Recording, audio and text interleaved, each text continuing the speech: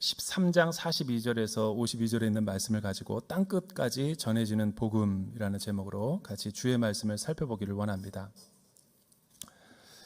우리가 지금 사도행전을 계속해서 강론하고 있는데요, 오늘 말씀은 지난주에는 13장 1절서부터 12절까지 했는데 갑자기 13절에서부터 41절은 뛰어넘어서 지금 이 본문으로 온 것은 다 우리가 포괄하지만 본문이 너무 길기 때문에 우리가 축약해서 본문을 중심으로 말씀을 살펴보려는 것입니다.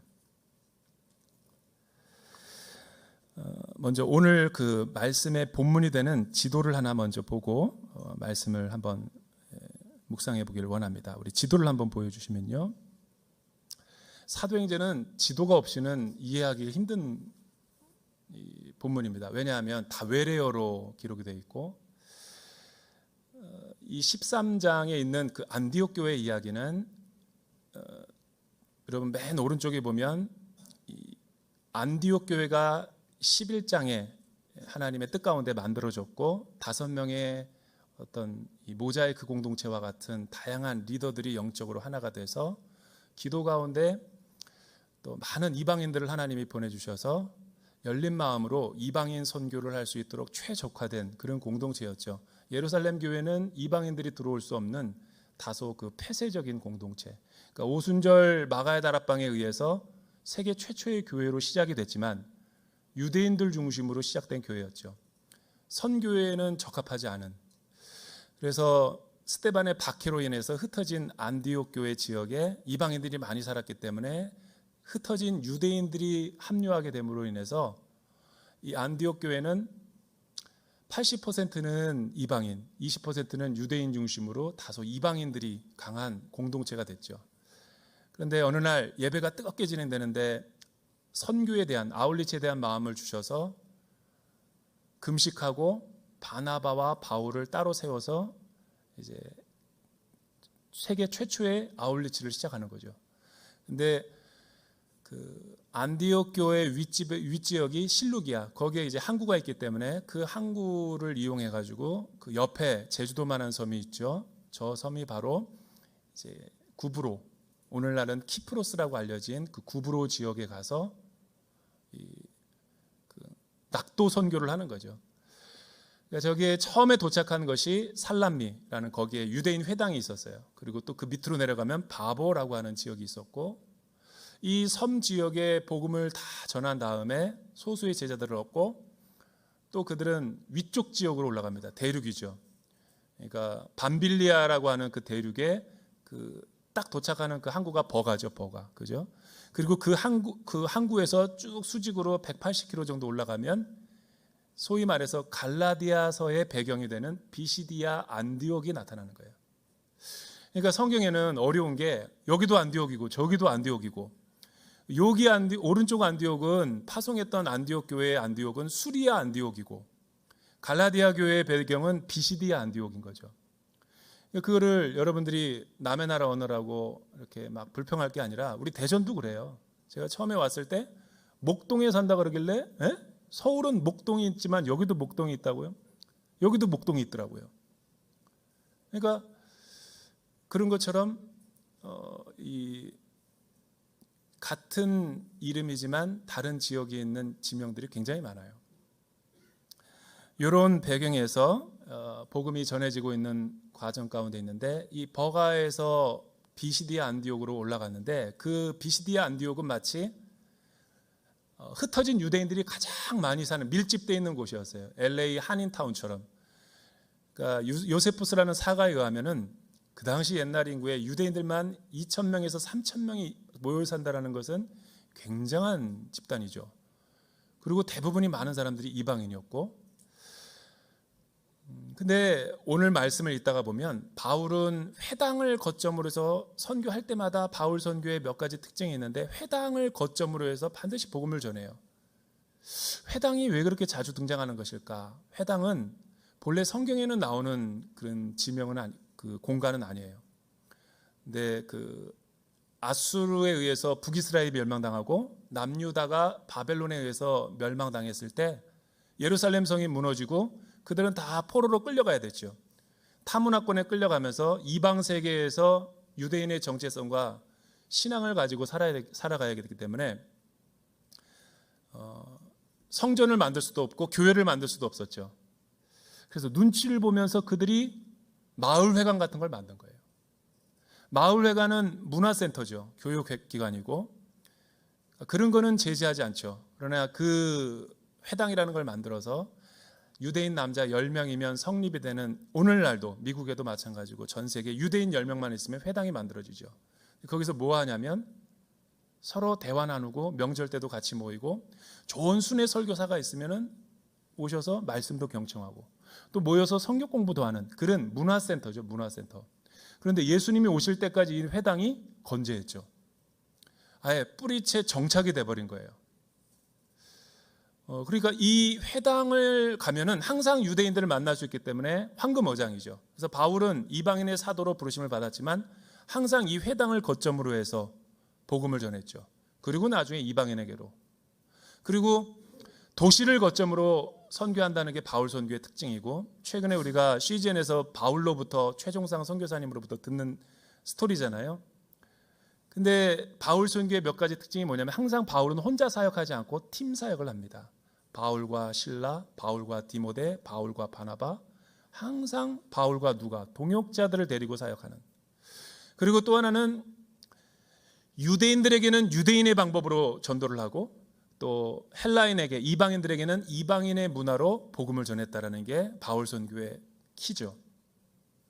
어떤 말씀을 선포하고 있는지 우리 42절에서 45절까지 같이 한번 읽어보죠. 42절에서 45절 시작. 바울과 바나바가 회당에서 나오는데 사람들이 그들에게 다음 안식일에도 이 말씀을 좀 더 해달라며 부탁했습니다. 집회가 다 끝난 후 많은 유대 사람들과 유대교로 개종한 경건한 사람들이 바울과 바나바를 따라왔습니다. 그들은 그 사람들과 함께 이야기를 나누고 하나님의 은혜 가운데 계속 머물러 있으라고 권했습니다. 그 다음 안식일에는 그 도시의 사람들이 거의 다 주의 말씀을 듣기 위해 모였습니다. 그 무리를 본 유대 사람들은 시기심으로 가득 차 바울이 말하는 것을 반대하며 모욕했습니다. 13절서부터 41절에 있는 내용은 바울이 일어나서 복음 전도를 하는데, 유대인들이었기 때문에 유대인들의 아브라함서부터 예수님이 오시기 전까지의 구속사의 이야기를 십자가의 새 언약의 성취까지 자세하게 설명하면서 결론적으로는 그 이야기를 하는 거죠. 여러분이 모세의 율법으로는 의롭게 될 수 없었던 모든 것에서도 예수님의 십자가와 부활을 믿는 사람은 누구나 의롭다라고 인정을 받게 되는 것입니다. 그러니까 이 복음을 듣고 하나님이 하신 일을 듣고 여러분의 마음에 믿어 영접하면 영원한 생명을 얻게 되는 거고, 아직도 여러분이 여러분의 율법을 스스로의 선행과 공로로 여러분의 힘으로 노력으로 율법을 지켜서 구원을 얻는다라고 하면 구원의 능력을 잃어버리게 될 것이다 라는 게 이제 핵심 메시지였죠. 그리고 이제 나오는데 사람들이 또 이 말씀이 너무 좋으니까 많은 사람들이 바울의 말을 더 듣기를 원했던 거예요. 그러니까 여러분, 수련회를 하는데 강사 목사님의 말씀이 너무 좋아서 3박 4일만 더 해주십시오. 문 앞을 막아서는 것과 똑같은 거죠. 그래서 며칠 뒤에 사람이 많이 모여지면 또 복음을 전하겠다고. 근데 다른 복음이 아니라 똑같은 복음을 전하려는 거죠. 근데 사람들이 얼마나 이 복음에 열광했냐면, 비시디아 안디옥 사람들은 유대인들에게 복음을 전하니까 많은 사람들이 바울의 복음에 설득을 당한 거예요.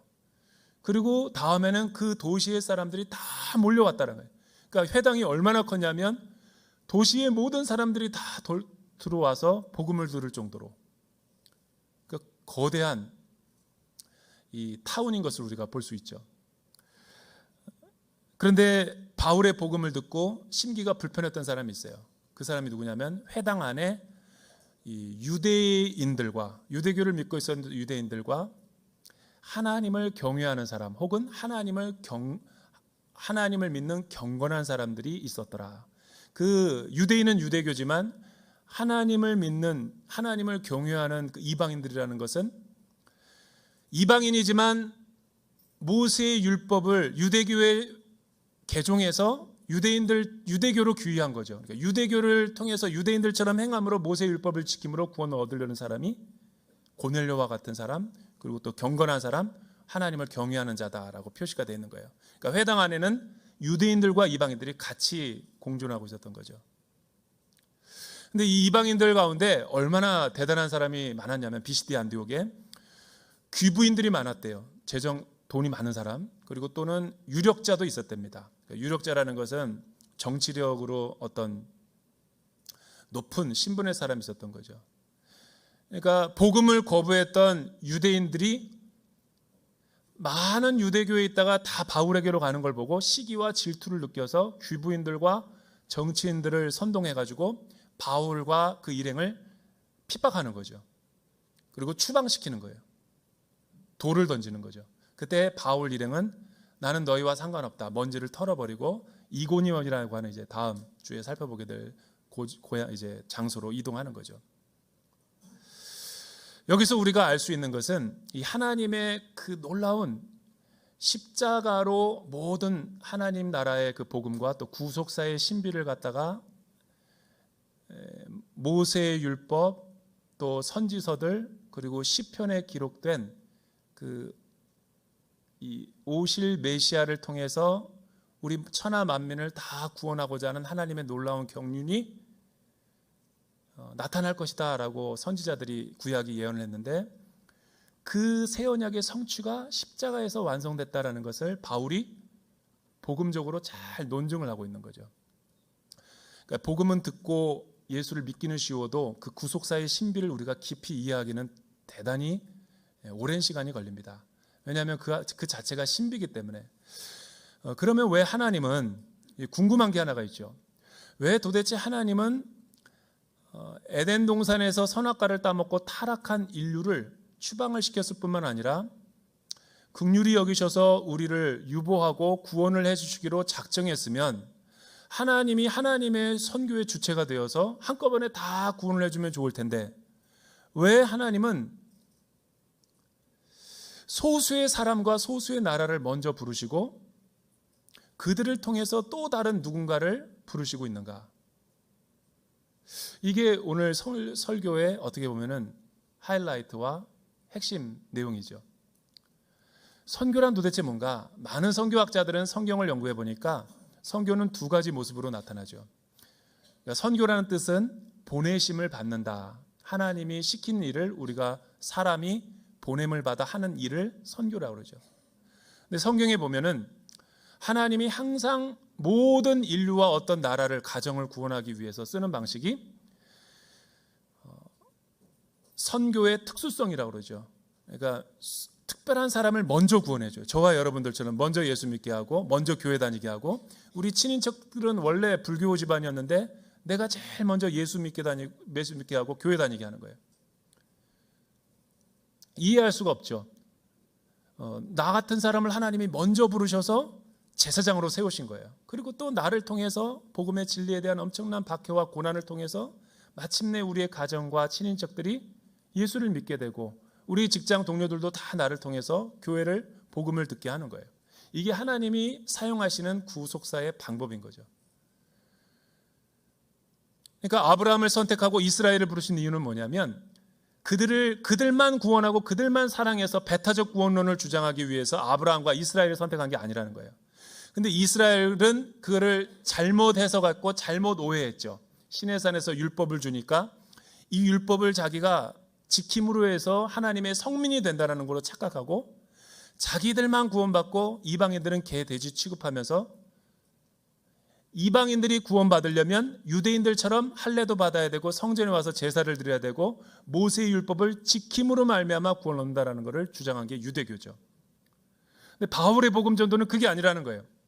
하나님이 우리에게 율법을 주신 것은 율법을 지켜서 우리가 의로워질 수 있어서 준 게 아니라 율법을 통해서 내가 얼마나 새까만 죄인인지를 깨닫고 하나님을 믿게 하려고 주신 거죠. 거울처럼. 우리는 한두 번은 선하고 한두 번은 율법을 지킬 수는 있을지 몰라도 일평생 율법을 내 스스로의 노력과 공로로 지킬 수 있는 사람은 아무도 없죠. 왜냐하면 내 죄의 본성이, DNA 자체가 본성이 타락했기 때문에 아무리 선하게 살고 싶어도 선하게 살 수 있는 능력이 없는 거예요. 그러나 율법을 보면 내가 죄인이라는 걸 깨닫는 거죠. 그래서 하나님을 더 의지하게끔 만든 게 율법을 주신 목적인데 이스라엘은 그거를 이해하지 못했죠. 겉은 죄 안 짓는 것처럼 하고 속으로는 다 새까만 죄인처럼 사니까 허위의식과 이중 생활하고 또 가면 쓰고 신앙생활하는 이중인격자로 변한 거죠. 예수님이 회칠한 무덤이라고 별명을 붙여줬잖아요. 유대인들에게. 겉은 이렇게 석회처럼 하얗지만 속은 시체가 썩은 냄새가 난다고. 그게 율법을 지키고 있는 유대인들에 대한 예수님의 정확한 판단이었어요. 근데 왜 바울은 다메섹 도상에서 부활하신 주님을 만나고 자신이 지키고 살아가던 율법을 포기했는가? 왜 유대교에서 기독교로 개종했는가? 내 안에는 의가 없다라는 것을 깨달은 거예요. 그리고 예수 그리스도의 십자가와 믿음의 연합으로만이 내가 의로워질 수 있다라는 하나님의 빛을 보게 된 거죠. 왜 하나님은 나를 불러주셨을까? 이방의 빛을 삼기 위해서. 빛이라는 것은 하나님이 아브라함을 택하시고 이스라엘을 택하셨을 때 주셨던 사명입니다. 빛은 빛 자신을 위해서 존재하는 이 사물이 아니에요.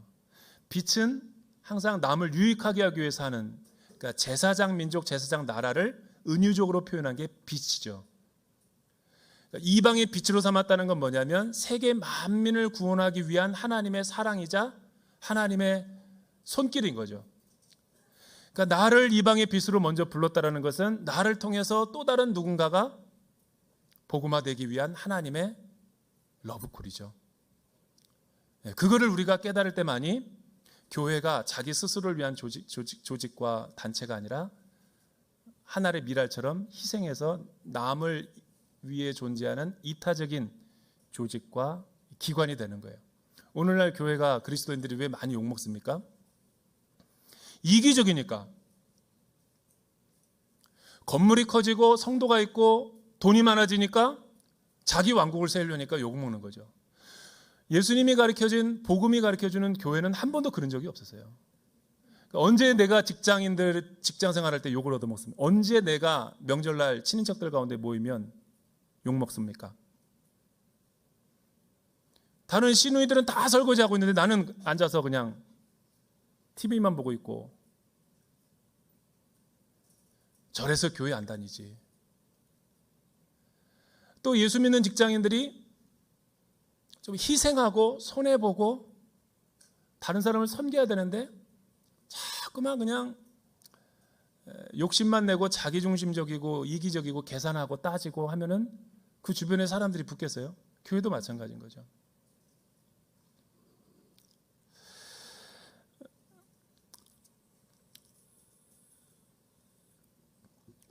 오늘 말씀을 묵상하다가 예전에 그 서울에서 사역할 때 10년 전에 그 우리 공동체와 함께 충북 보은에 있는 그 회남교회를 이제 아울리치를 갔던 적이 있습니다.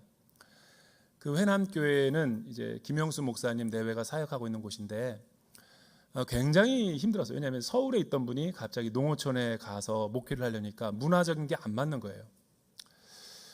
여러분들은 아니라고 볼지 모르지만 서울에서도 문화 충격이 있는데 이제 여기 오면은 문화 충격이 없을 것 같은데 있어요. 문화가 달라요. 제가 매주마다 설교할 때 그런 거 못 느낍니까? 예루살렘 성벽에다가 설교하는 것 같은 느낌? 반응이 없어요. 대전은 반응이 없어요. 진짜 없어요. 매주마다 러브 소나타 하는 기분입니다. 일본 분들이 그러거든요. 반응이 없어요. 근데 그 목사님 내외가 너무너무 힘들어하는데 그 힘들어하는 이유가 뭐냐면 열정을 가지고 복음을 전도했는데 그 농어촌 아시다시피 그 이제 되게 그 주일 성수하라고 하면은 막 이제 싫어하고 농사일 지으러 간다고 그러고 또 이 해가 좋으면 또 다른 데 가고 그러니까 교회에 빠지면 안 된다고. 그리고 또 부인 목사님이 여자 목사님이세요. 안수를 받아서. 여자가 설교하고 축도한다고 거기에 대해서 또 막 힘들어하는 거예요. 그래서 성도들이 잘 안 나오를 때 이제 가보니까 베트남 며느리들이 12명이 있더라고요. 근데 그 베트남 며느리들이 남편이 60살이고 본인 나이가 20대야. 그러니까 나이 차이가 엄청나고 애들이 1명, 2명 있고 그러는데 처음에 갔는데 마을회관에 욕부터 해. 안녕하세요가 아니라 욕이 나와요. 애들이 방치된 거죠. 그리고 시어머니는 이 베트남 며느리를 거의 뭐 노예처럼 쉬지도 못하게 하고 맨날 논밭에 가서 일만 시키는 거예요. 그러니까 이 베트남 며느리가 의지할 데가 없으니까 교회가 가는 날이 그래도 쉬는 날인 거예요. 피난처고 목사님이 아버지처럼 따뜻하게 해주니까. 그러니까 이거는 한인교회인데 베트남 며느리들이 모인 교회죠. 그래서 가니까 눈이 동공이 풀렸어요. 너무너무 힘든 삶을 사니까. 그래서 제가 한국말을 되게 잘하길래 여쭤봤죠. 저희가 뭘 해주면 될까요? 그랬더니 이렇게 말하는 거예요. 나 엄마 보고 싶어. 엄마 보고 싶어. 20년 동안 한 번도 못 갔대. 엄마 보고 싶어. 엄마 보고 싶어. 처녀 때 와가지고 한 번도 가보지 않았대. 너무 그러고 뭐 혹사만 당하고. 그러면은 그 교회는 50년 됐는데 한 번도 아울리치를 안 해봤고. 그래서 우리가 아이디어를 낸 게 목사님 내외를 데려가고 베트남 며느리 4명의 이 티켓 값을 저희가 지불할 테니까 그 자매네 시족사회를 한번 가자. 7, 80명이 모여 있더라고요. 근데 처음에 갈 때 베트남 사람들이 제일 좋아하는 게 뭐냐? 냉장고를 그렇게 좋아한대. 냉장고 7, 80만 원 한대. 그래서 한 대, 2대 사줘서 먼저 보내고 우리는 이제 여러 가지 뭐 옷과 학용품 또 뭐 K-뷰티, 이미용 그리고 반찬 이런 거 해주면서 또 어머니에게 복음 전도하기 위해서 팀장님이 베트남어를 한국말로 밑에다가 이렇게 읽으면서 이렇게 읽어주는 거죠. 근데 뭐 거의 환상적인 아울리치였어요. 그 어머니가 예수 영접을 했어요. 베트남어를 잘했더라면 못 알아들었을 텐데 너무 못하니까 너무 어텐션을 한 거야. 그러니까 언어를 너무 잘해도 복음에 지장이 있는 거예요. 언어가 늘 이게 끊기고 긴장하니까 너무 리슨 케어풀리 한 거예요. 그러다가 예수를 믿고 뭐 축제가 벌어졌죠. 그리고 나서 이제 돌아왔는데 이걸 이제 이후에 바톤을 이어받은 지금 아부다비에 가 있는 김도균 목사님이 이 소식을 알려줬어요. 저한테. 목사님, 그 작은 씨앗이 지금은 보온에서 300명의 이 다문화 안산 M센터를 중심으로 해서 모여가지고 축제를 했다는 거예요. 그렇게 커질 줄 알았나? 그러니까 하나님이 하시는 일은 참 놀랍다라는 거죠. 올 여름 저와 여러분들도 이방의 빛으로 또 우리를 부르시는 그 국내외로 우리가 많이 이제 출발할 예정입니다. 기도 많이 하시고 또 하나님이 작은 나를 부르셔서 어떻게 사용할지를 기대하시고 또 아울리치 하는 준비 기간 동안에 여러분들이 많은 은혜를 받으실 뿐만 아니라 여러분 하나님은 왜 하나님이 다 하실 수 있는데 우리 손길을 필요로 하시는가? 사실은 선교지에 있고 우리 농어촌 미자립교회 목회자들과 성도들을 위해서도지만 부족한 나를 훈련시키고 하나님 나라에 대해서 이방의 빛의 사명을 일깨우기 위해서 아울리치를 하면 주로 행복할 것 같지만 갈등이 많이 일어납니다. 영적 공격도 많고 많이 싸워요. 근데 싸우면서 힐링이 되는 거예요. 왜? 너무 자기중심적으로 이기적으로 살아왔던 사람들이 아울리치를 가야지만 남을 위해 섬기는 것도 배우고 돈도 좀 남을 위해서 돕는 것도 좀 배우고 플로잉도 좀 하고 그리고 자기중심적인 삶을 권위 아래 순종하는 법도 배우고 이렇게 해서 우리가 연합해서 그 선교지로 가게 되면 우리의 손길과 우리의 발길을 통해서 우리의 웃는 미소를 통해서 언어는 안 통하더라도 문화는 다르더라도 보이지 않는 하나님을 보게 되는 거죠. 그래서 아울리치를 할 때 마귀는 우리를 분열시키려고 책동을 하는 거예요. 다투게 만들고 싸우게 만들고 이 공격이구나라는 걸 알고 자기 자신을 비워야죠. 예수님이 하늘 보좌를 버리고 자기를 비워 죄의 형체인 우리 사람과 같이 되었을 때 얼마나 힘들었을까? 근데 왜 순종했냐면 우리를 위해서. 이번에 우리 아울리치도 마음 안 맞는 사람들 되게 많습니다. 독특한 사람들 많아요. 근데 거기 가서 하나가 되는 법을 배우는 거죠. 그럴 때 사람들이 우리를 보고 이야, 교회 나와야 되겠구나. 그 역사가 일어나는 거예요. 그런 자기 비움과 낮아짐의 영성으로 이번 아울리치를 승리할 수 있기를 주님의 이름으로 축원합니다. 기도하겠습니다. 사랑하는 주님,